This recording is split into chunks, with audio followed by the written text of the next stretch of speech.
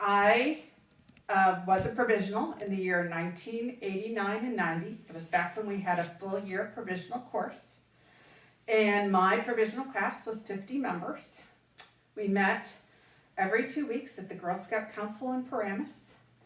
And we learned things such as Robert's Rules of Order, how to write agendas, proper minutes. We even all had to do a public speaking night. It took several nights to get through, actually, where you had to bring in props and speak about something that was important to you. It was really very, very intensive. We learned how to write our resume. And this mask is driving me nuts. Pardon. So it was an intensive year, but really great learning experience. And with all that time together, we all became very close friends and got to spend a lot of time together and get to know each other very well. So it was really a wonderful experience. A little different than we're doing it today, but it was a terrific time, and it led to an opportunity for all the chairs of the different committees to come and speak to us about what they were doing in the league. And then following that, I quickly got involved in Festival of Trees. I was the auction and party chair, and then in 1994, I chaired Festival of Trees, and our goal when we set out was to make $50,000, and we were able to achieve that. And we had over 500 people attend Festival of Trees that evening. It was held at the BMW headquarters. I believe that's in Park Ridge. I was also served as the secretary of the Junior League before there were computers and minutes and email, back when our script was lovely and we made photocopies of everything. All of our meetings were in person. And so it was a little different world back when we led the league. I was also fortunate enough to be the C delegate for the national conference. We used to send 3 people to conference, the vice president, the president, and then we looked for an emerging leader. And I believe that was 1995 or 1996. And I was asked to go to San Francisco and attend the conference.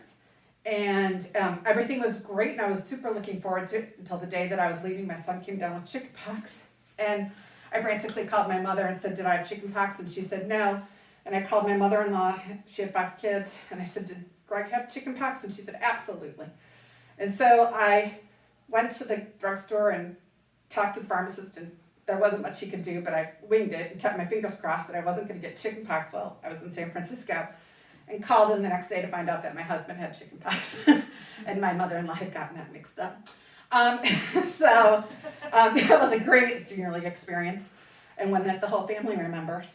But one of the highlights of that was that once we landed in San Francisco, one of the things that the Junior League of San Francisco hosted was they had coach buses. And the buses took us out to show us the projects that they were doing in the community. And they took us to a wonderful children's museum that they had contributed to and that they were volunteering at. And they took us to a literacy project and community gardens.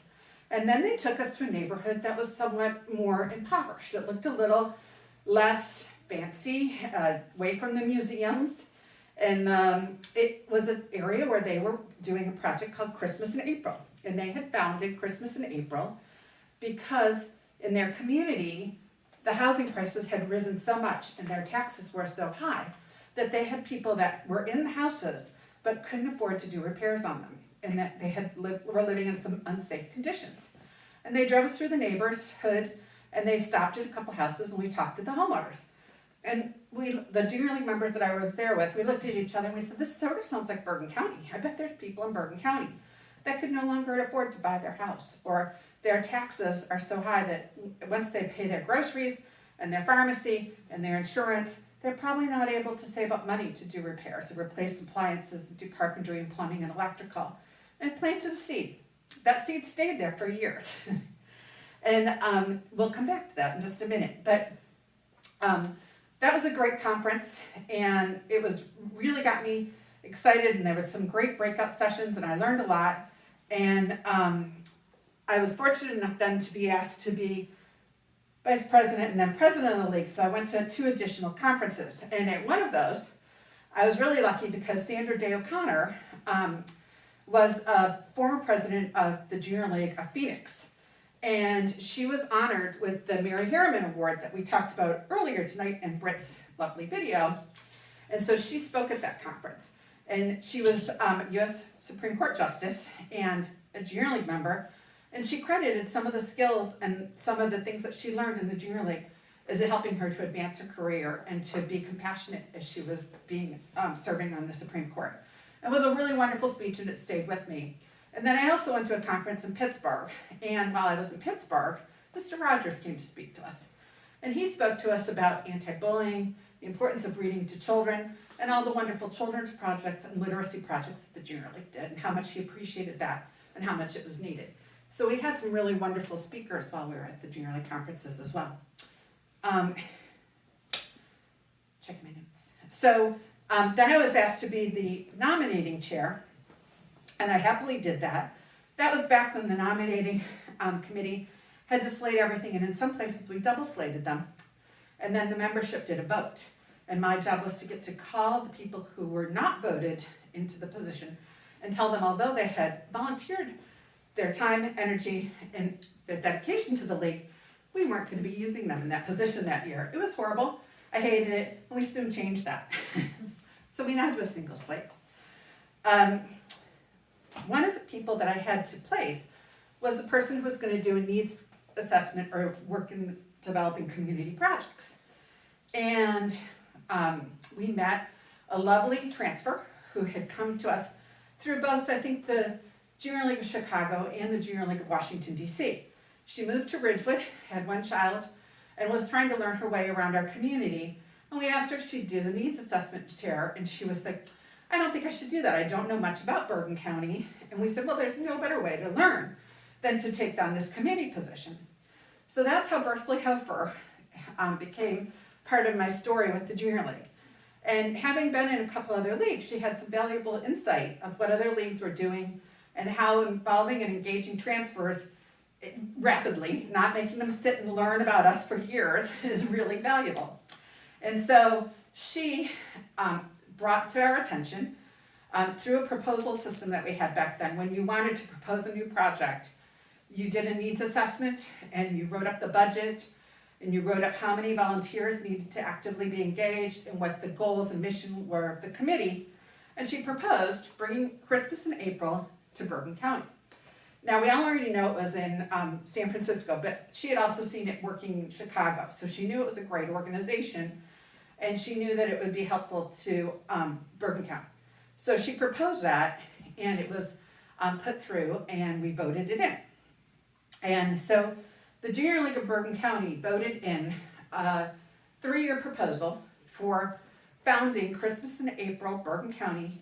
They provided $20,000 for the first 3 years for a total of $60,000. And they made sure that they had people sitting on the board and on some of the committees that were going to be involved in developing the program itself. So we had board members, and we had people on our fundraising committee, people on our project management committee, and they all dedicated them. The vote went through, and they all dedicated themselves to that. One of the people on that committee was Jamie Giblin. She's now a sustainer. And Jamie's husband, Tom Giblin, is attorney. He's still actively practicing in Ridgewood today. He generously donated his services to do our nonprofit paperwork and get us officially set up with the state. And he became our founding president. He served as the president for the first 3 years.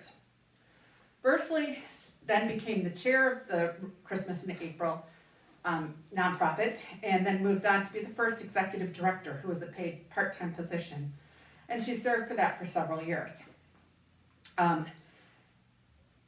We were formed and worked for a year to develop our policies, our manuals, do community outreach, and engage volunteers. And we did our first projects in 1998. Those 3 projects took place in Englewood. They were very successful. Plenty of volunteers, t-shirts and signs.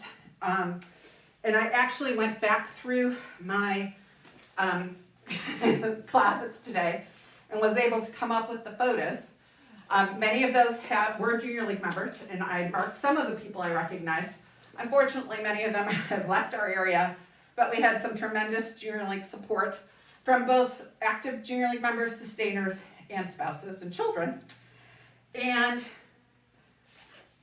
I don't know if you want to pass it around because of COVID, but I do have Clorox wipes in my bag. And then I also found our scrapbook. And so, Brett, I'm probably going to need you to model this as well. But if you look through here, you'll see a lot of great articles that mention the Junior League and the founding of the organization. And they're from the Ridgewood News and the Record. And there's photos and it's kind of, there's some cool stuff. And if the league doesn't have copies of those, I'd be happy to provide those. But I think it's a nice walk down memory lane. Here's an article titled, "The Junior League Brings Christmas in April to Bergen." Oh, more about helping your neighbors. And there's just a nice collection of articles, and we'll pass those around. And the next one is actually our thank you ad. Oh, no, it's not, but we'll get there. Oh, we have many more articles than years of kindness are finally returned. Volunteers bring Christmas to families.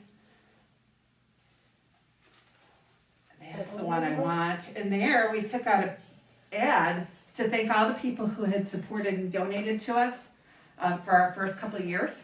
And so you can see who our founding sponsors were, and some of the Junior League members are actually listed in there too. So it's kind of a nice walk down memory lane for us.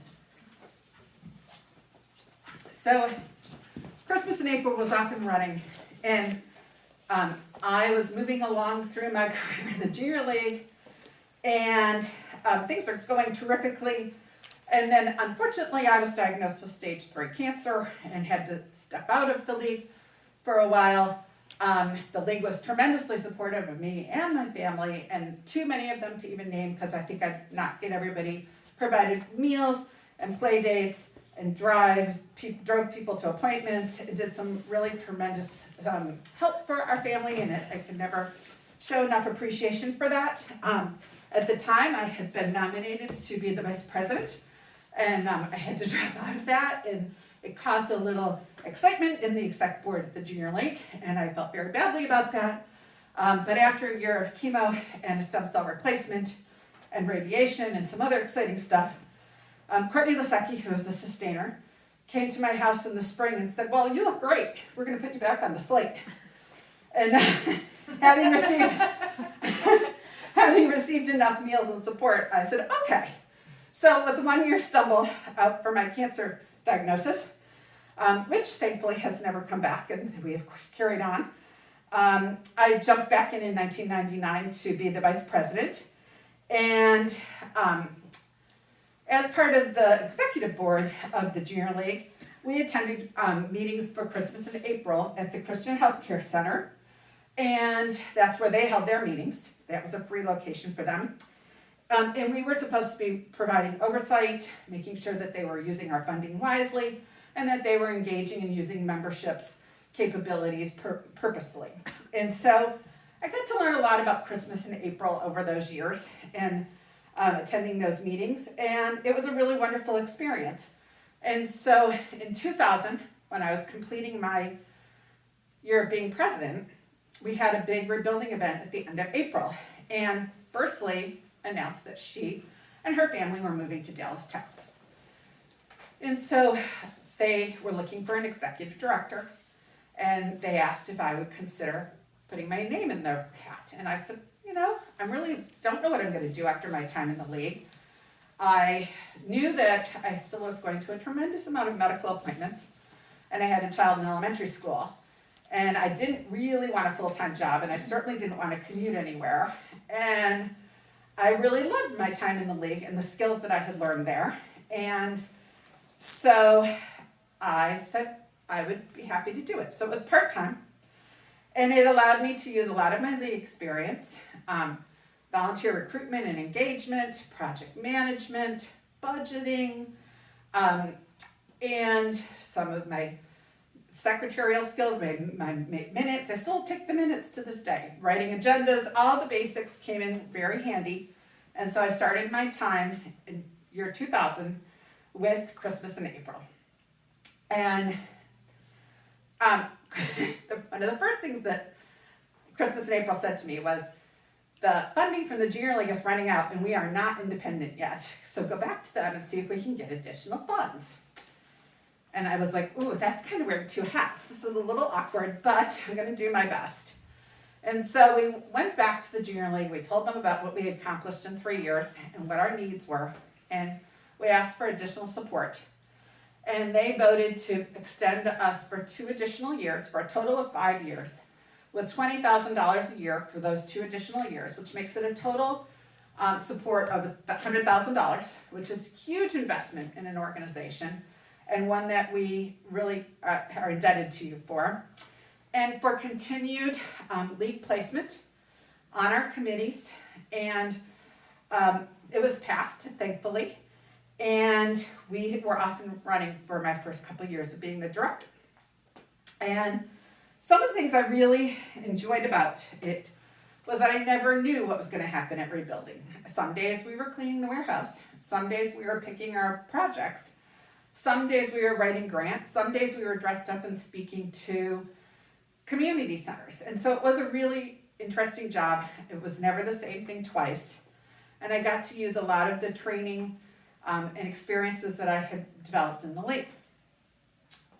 So then we continued to grow. Every year we did more projects. We engaged more volunteers. Our budget was increasing. And then 2005, Hurricane Katrina hit in the Gulf Coast in the city of New Orleans. And our national office, we have a headquarters in Washington, D.C., outreach to the affiliates around the country. We are now rebuilding together, but at that time, Christmas in April. It's a national nonprofit, and they called us all and said, you need to support this affiliate that's in really dire shape. Their city's been devastated. And so we engaged in corporate outreach and small businesses, unions, and general volunteers. And we asked the YMCA and Ridgewood to support us. And we ran some training nights and we recruited. And we got approximately 25 or 30 volunteers who are willing to use their vacation time or work with their companies to get free, to not have to use vacation time, but to be freed up for a week to go to New Orleans or the Gulf region. And we worked with our affiliate down there to make sure that they had the tools and materials and that they were prepped and ready for our people. We were particularly blessed that both the plumbing union and the electrical union were willing to send some of their members. And we held our first of 10 week-long trips to the Gulf Coast to help build back New Orleans and the region as part of a project called Rebuild 1000. We're rebuilding together, committed to repair 1,000 homes in the New Orleans and Gulf Coast region. And it seemed very remote. It seemed like something I was doing for someplace far away.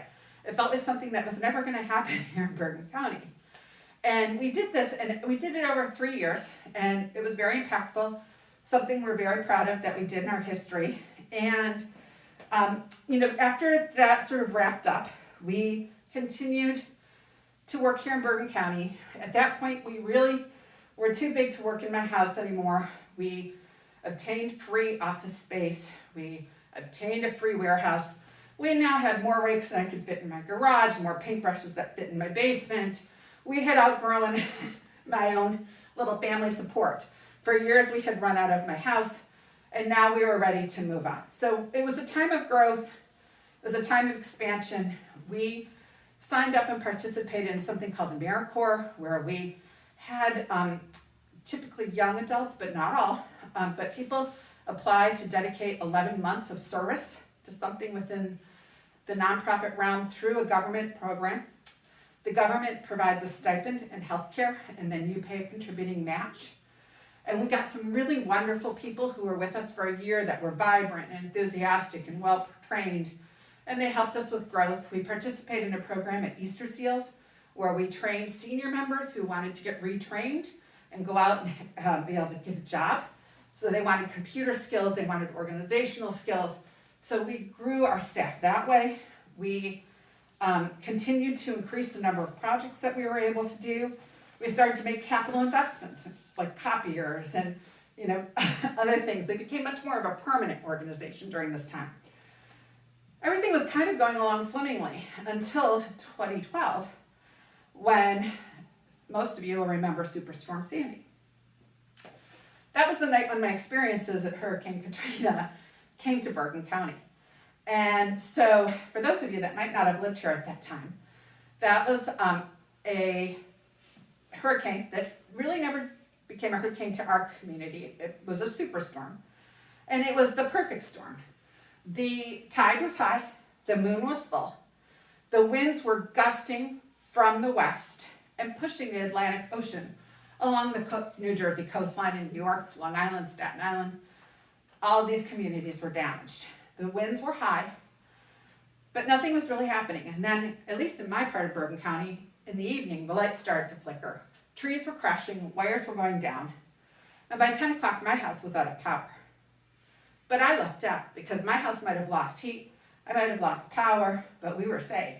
Trees didn't hit us, and our cars were fine, but not that far away on the other side of Bergen County, in the towns of Little Ferry, Moonachie, and Lyndhurst. The water was cresting. It was coming down the Hackensack River, and the Hackensack River takes a turn there. But instead of turning, there was so much power and wind behind the water that this brackish water, this salty water from the Atlantic Ocean, had mixed with the freshwater river and had pushed up and crested over the side of the banks of the Hackensack River. It was fast entering Moonachie and Little Ferry, and the water was rushing through people's yards, filling their basements, flooding their cars. Car alarms were going off all around town. The power was flickering and eventually went off, and people were stranded in their homes. The water soon rose through many people's houses up to 3, 4, and 5 feet. It went as far as up to Teterboro Airport and was fast approaching Route 17. And there was really we weren't prepared for that. We didn't expect a flood. We expected utilities to be out. We expected wires to be down. We expected tree damage. We thought we were going to have high levels of rain. We did not really have that. It was mostly a wind event, but it was extremely dramatic. People were isolated in their houses. They were stranded on their second floors.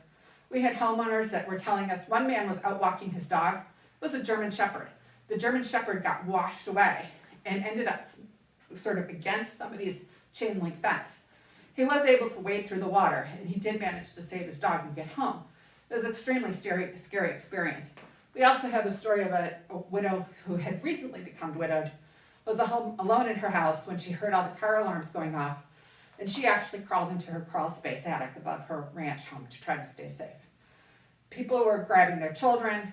Nobody knew where to go. The water was on every street. It was in schools, in churches, senior centers. It flooded the ambulance corps buildings, and it flooded the fire hall. They didn't have their rescue squads, their emergency people. They were out, but they're also concerned about their family. They didn't really know what to do. The Army Corps of Engineers did come with large Army vehicles and were able to get up and down every street, and they used rowboats, and they did save the people in those communities. I don't remember that there were any deaths, so I think we actually came out fairly unscathed from this event, but now hundreds and hundreds of houses, blocks and blocks of houses were devastated. The cars weren't working, they were dead in the driveways, the alarms had finally ran out, the batteries were dead. There were actually dead fish in people's lawns. We didn't know what was in the water. We didn't know if the water was toxic. We didn't know if it had carcinogens. We didn't know if it had lead. We didn't know how toxic it was. And mold was fast starting to grow. It was September or early October when this happened. And it was still warm enough that there was mold. And so Rebuilding had joined an organization called VOAD, or Voluntary Organizations in Aid to Disaster, back when we were involved in Katrina. But it only met once a year in Bergen County, and it wasn't really anything that I was taking that seriously. I'm sure that there are other people that were paid and engaged in making sure there was a good process, but I really just went once a year, got my coffee, had my muffin, and listened to a nice training about disasters and disaster response, thinking I was never going to put this into use. And all of a sudden, I really wished that I had been paying closer attention. We became a full member of VOAD, along with Bergen Habitat, the United Way, the Bergen Volunteer Center, and many other wonderful organizations. And we all teamed together, and we were together for 3 years as we tried to help that community recover. What a lot of people don't realize is that Moonachie has 2 of the largest mobile home parks in the county. I believe there's over 800 mobile home units. It's an area with high poverty. It's an area with a lot of people that are undocumented or that are recent immigrants and speak English as a second language. There was fear in those communities. There were problems with whether you could apply for FEMA or federal funding. If you lived in a mobile home park, was it considered a house? And so there was a lot of misdirection in the early days. And what rebuilding's first role was to go and rip the wet insulation that was going to rot the floorboards out of the mobile homes. So we removed the skirting, aired out underneath them, and ripped out seemed like tons of wet insulation from underneath the mobile homes and put fans under them to help them dry and help people hook up their propane and water tanks again so that those people could get through the winter. I believe we did over 100 mobile home units in those parks, along with many other religious organizations and community organizations. Then we realized that the firehouses in Little Ferry had both been flooded and were not really able to respond. And so we wrote our first grant to get funding to help build back a fire hall. It was a bigger project than we were used to taking on, although we had been for years repairing homes and some community buildings. Most of them had been shelters, food pantries, or things that were maybe a lighter build. This was the first gut and redo of a commercial building for us. It was huge. It had a kitchen, it had training rooms, it had lockers, it had garage bays. And so we did it, and our sign is still on the building to this day. And then they told us that they had a ladder company just a few blocks away. So we were in the fire hall business. We moved on to that, and then we did the ambulance corps in Moonachie. We worked on community centers and playgrounds, and we ended up raising over $1,200,000 of funding from the American Red Cross and from First Lady Mary Pat Christie's fund. Largest grants we had ever gotten.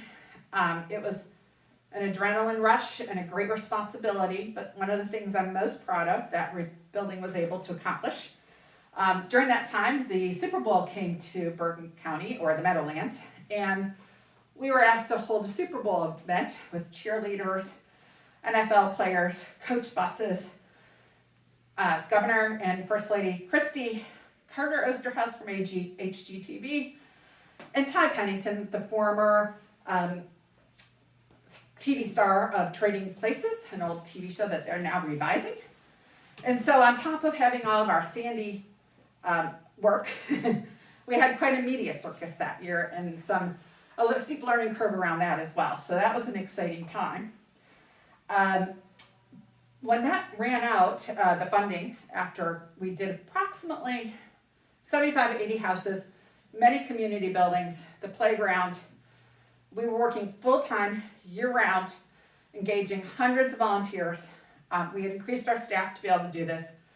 It was kind of a shock to have that funding run out. We planned for it. We knew it was going to happen. We knew that was a limited engagement. But we now had to find out what we were going to do with our organization at the end of that time. And so we did some strategic planning. We had some board retreats. We got some consultants in. We did some surveys. And we decided that we'd become Rebuilding Together North Jersey and that we'd expand our service area. So we expanded our service area from Bergen County only to encompass both Passaic County, and we're actually allowed to provide repairs in Morris and Sussex County as well.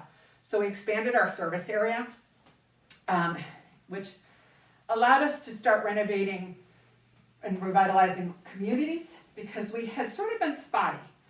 In Bergen County, we'd do a house in Fairlawn, we'd do a house in Lodi, we'd do a house in Rutherford, we'd do a house in Hackensack, we'd do a house in Englewood. We might do as many as 16 houses in one April event, but it wasn't a community, it wasn't a neighborhood. And so we wanted to become community revitalization experts. That was where our national organization was going. And so going into Patterson allowed us to pick blocks or neighborhoods and try to repair and make an impact for a whole neighborhood of people, to put smoke detectors in, carbon monoxide detectors, to clean up neighborhoods. We would drop dumpsters and do cleanup. And we've continued to do that to this day. After 22 years working at Rebuilding Together, I'm very pleased to share with you that we've done well over 500 home repairs. We've done hundreds of fire safety and carbon monoxide installations. We know that some of those have saved lives because we've had calls from the American Red Cross and from homeowners that have told us that those detectors have gone off during the night and helped them.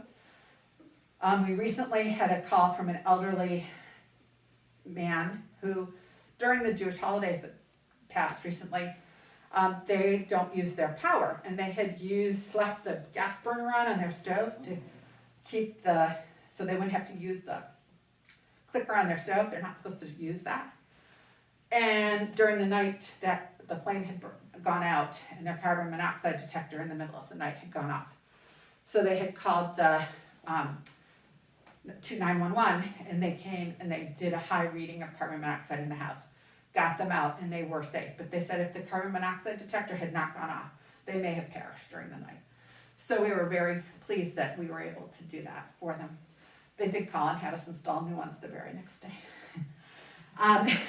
We are also very pleased that we have a ramp program, and we work with the hospitals in Bergen and Passaic County. When somebody's being released from the hospital and needs a ramp, we work with the Sheriff's Department. We ask nonviolent inmates to come out and help us build ramps. We have a very generous grant that allows us to buy the materials for low-income families that need that. And each year we build dozens of ramps throughout the community. We also have an aging in place program that allows us to go out and visit seniors and make an assessment with occupational therapists to install grab bars, railings, and other modifications that will allow them to age in their home and continue to live there in safety. Yes, this year we have also had our struggles with COVID. We've had to adjust our program, use fewer volunteers, but we just did programs this past fall. We did most of the work on the exterior of the homes, and we made some really meaningful differences. We repaired some leaking roofs.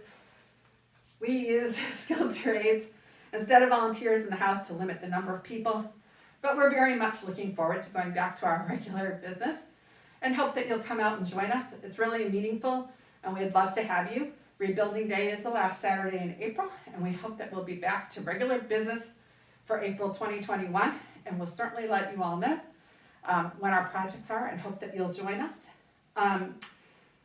We also have a Facebook and Twitter page. Social media is how we communicate. If you would join us, we'd love to have you. We also have a website, which is rtnorthjersey.org, where we do all of our announcements.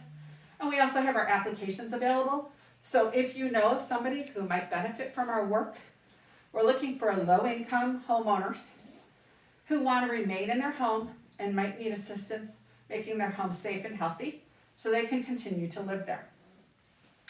Our next event is November 6th. We have a virtual trivia night. Paul Galgano, Courtney Lasecki's husband, is going to be running that for us, and we'd love to have you join us. More information about that is on our Facebook and website. And in conclusion, I just want to share with you, I hope that what I've told you tonight makes you very proud of your time and commitment to the Junior Lake. We wouldn't be here. All these people's homes wouldn't be safe and healthy, and they wouldn't be able to remain in them if you guys hadn't had the foresight to found Rebuilding Together and to continue to support us. And so I hope that makes you very proud of what you are doing in the community, and know that we are very appreciative. Thank you.